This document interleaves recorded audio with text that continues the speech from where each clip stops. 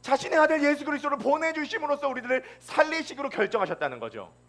우리 에베소서 2장 5절로 6절 말씀입니다. 우리 다 함께 한번 읽어보시도록 하겠습니다. 준비 시작.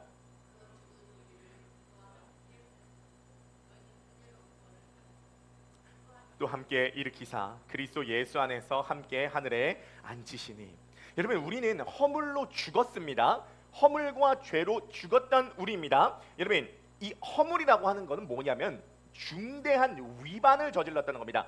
여러분, 하나님을 떠나기로 결정하고 하나님에 대해서 완전히 죽었을 때 이것은 단순히 집을 가출한 중학생 아이의 비행 정도로 생각하시면 안 됩니다. 이것은 만왕의 왕이신 창조주 하나님에 대한 반역이었습니다. 여러분, 그리고 꼭 기억하셔야 될 것이 있습니다. 그게 뭐냐면 어떤 위반에는 그 위반의 중대성에 맞는 처벌이 있습니다. 왜 예수 그리스도께서 십자가를 지셔야만 했냐면 그건 우리가 범한 중대한 위반에 대한 처벌이었기 때문입니다. 자, 예를 들어 보도록 하겠습니다. 왜 예수님께서 그렇게 십자가를 지시는 것까지 그런 고통스러운 선택을 하셔야 했냐, 왜 우리의 죄가 그토록 깊으냐라고 하는 것을 여러분 이렇게 한번 생각을 해보실 수가 있을 것 같습니다. 만약에 지금 이 시대를 조선시대라고 생각을 해볼게요. 조선시대라고 생각을 해보면 여러분들 만약 백성입니다. 백성으로서 백성의 뺨을 때렸습니다. 그럼 어떻게 되죠? 같이 뺨 맞으면 됩니다. 근데 만약에요, 여러분들이 백성으로서 양반의 뺨을 때렸다고 생각해 봅시다. 그럼 어떻게 되죠? 공장 100대를 맞을 겁니다. 근데 말이 안 되지만 만약에 여러분들이 백성인데 얼굴도 쳐다볼 수 없는데 왕의 뺨을 때렸다고 생각해 보십시오. 그럼 어떻게 될까요? 현장에서 능지처참될 겁니다. 여러분, 그럼 제가 질문 한번 드려보고 싶습니다. 뺨을 때렸다라고 하는 행위는 같은데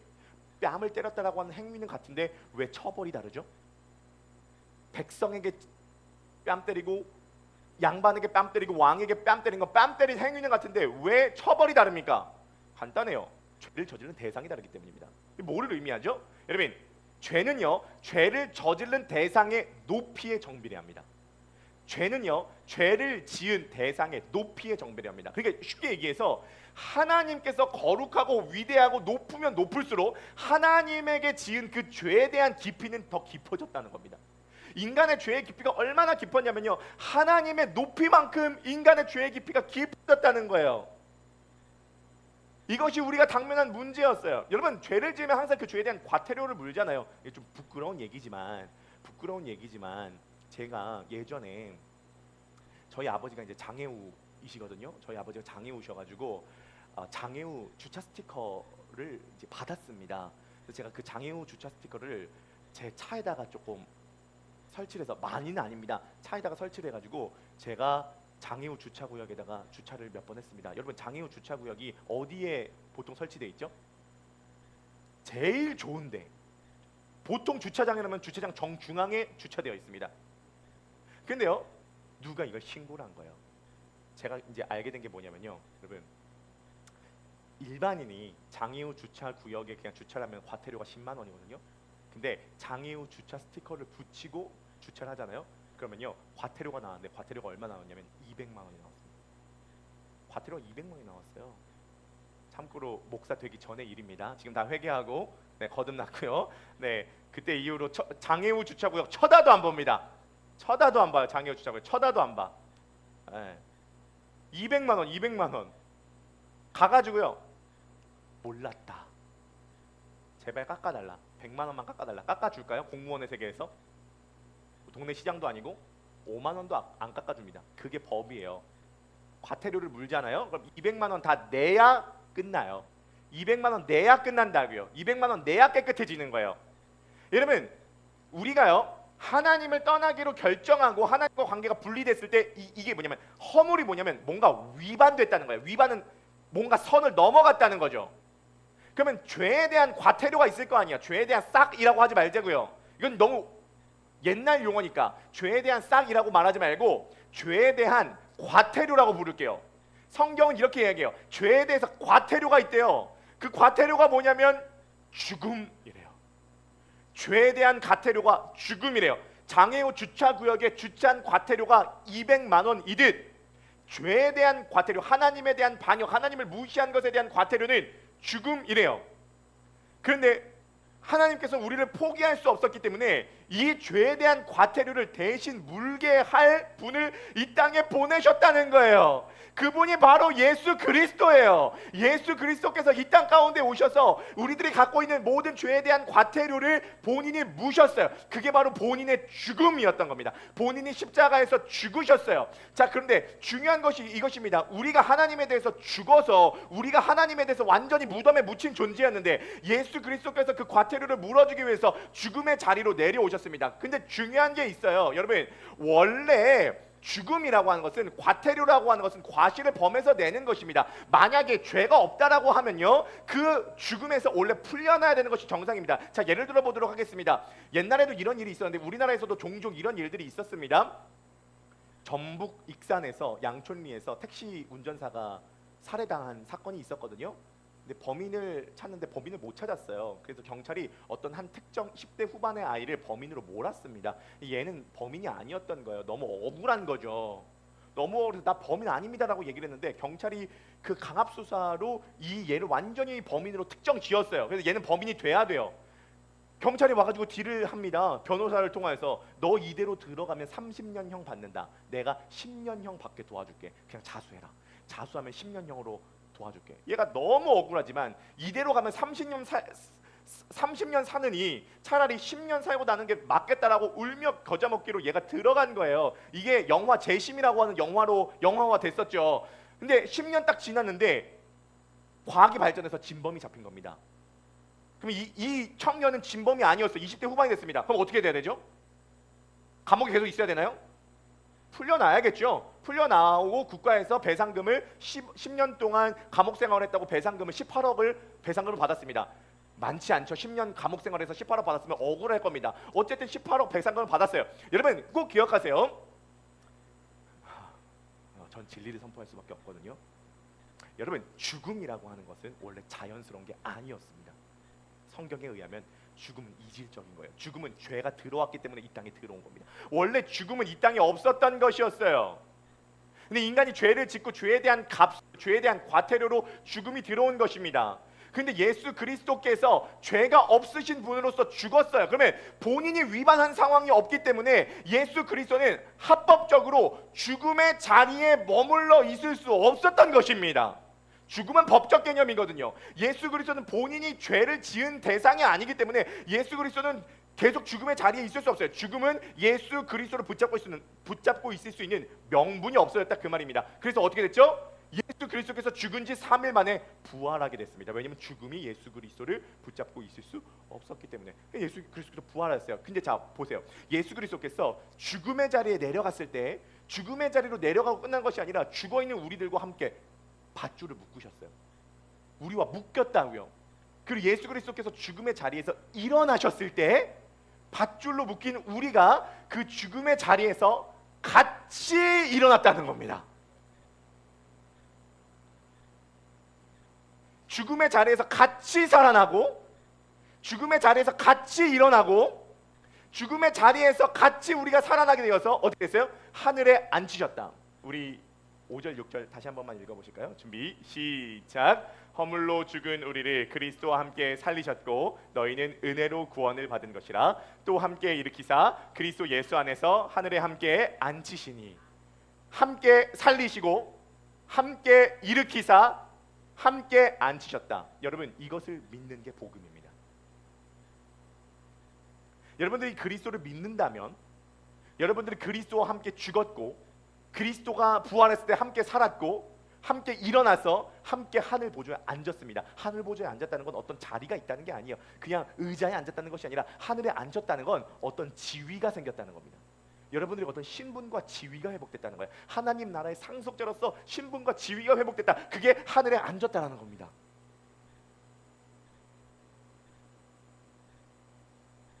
여러분, 예수 그리스도께서 저와 여러분들의 모든 죄에 대한 과태료를 십자가 위에서 다 지불하셨습니다. 예수 그리스도께서 본인이 죄가 없으신 분이기 때문에 부활하셨고, 우리가 예수 그리스도 안에 있다면 우리가 같이 예수 그리스도 안에서 하나님에 대해서 산 존재가 되었습니다. 여러분, 좋은 소식이 있습니다. 여러분들이 만약에 예수 그리스도를 믿고 그분 안에 있다면 저와 여러분들은 드디어 하나님에 대하여 살아있는 존재가 됩니다.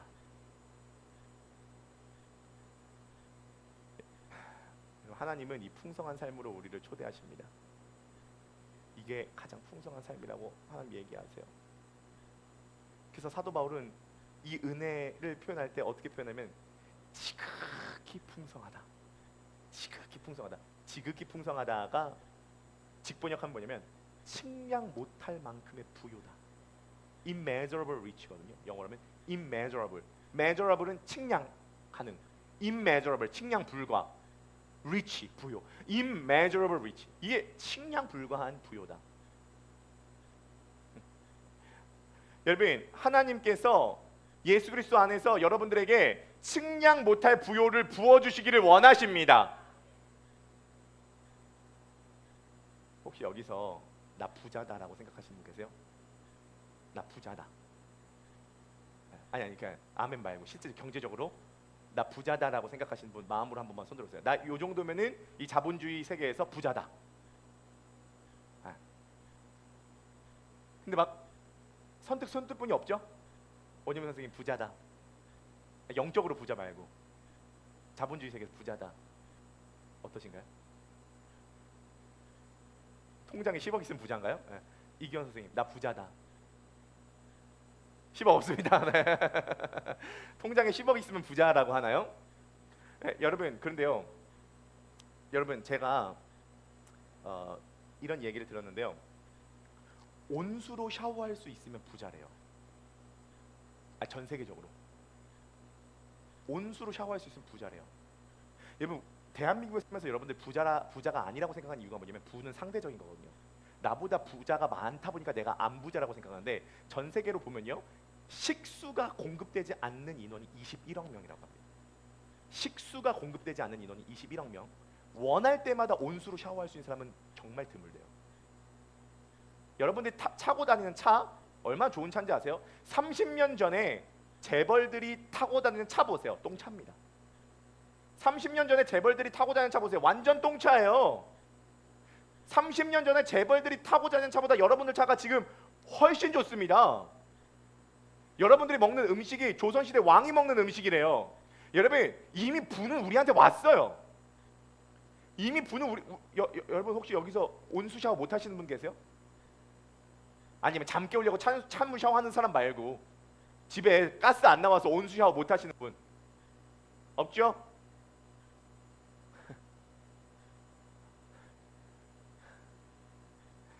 여러분 30년 전에 타던 차보다 다 좋죠? 너무 많이 먹어서 절제하셔야 되죠? 이미 부요는 왔어요. 이미 부요는 왔는데 왜 여러분들은 부족하다고 느끼십니까?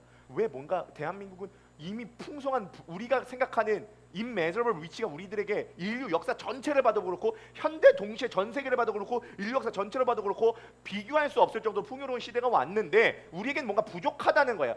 하나님께서 말씀하신 게 이것입니다. 우리가 생각하는 진짜 자본주의 세계에 부가 와도 우리는 부족함을 느낄 거예요. immeasurable rich, 지극히 풍성한 은혜는 자본주의 세계에서의 돈이 아니에요. 돈도 주십니다. 그러나 돈이 와도 우리는 지금도 여전히 부족함을 느끼고 있는 거 보니까 돈이 와서 우리가 완전히 풍성한 삶을 누리는 것이 아니에요. 여러분 오늘 본문에 의하면 인간이 진짜 풍성한 삶을 누릴 수 있는 유일한 길이 있대요. 그게 무엇이냐면요, 천지의 주제이신 하나님이 내 안에 들어와 사시는 것입니다. 천지의 주제이신 하늘과 땅의 주인이신 하나님께서 예수 그리스도 안에서 우리를 받아주셔서 우리 안에 들어와 살게 되신 거예요. 우리가 하나님을 무시하여서 하나님을 떠나서 하나님과 단절되는데 이제 예수 그리스도 안에서 우리가 하나님 앞에서 살게 됐을 뿐만이 아니라 하나님이 우리 안에 들어와서 그 세상 만물을 다 지으신 하나님께서 내 안에 사시고 나와 동행하시고 나와 함께 하신다라는 이것이 지극히 풍성한 은혜, immeasurable rich라는 거예요. 이럴 때 우리는 드디어 부요해질 수 있습니다. 이럴 때 우리는 드디어 풍성해질 수 있죠.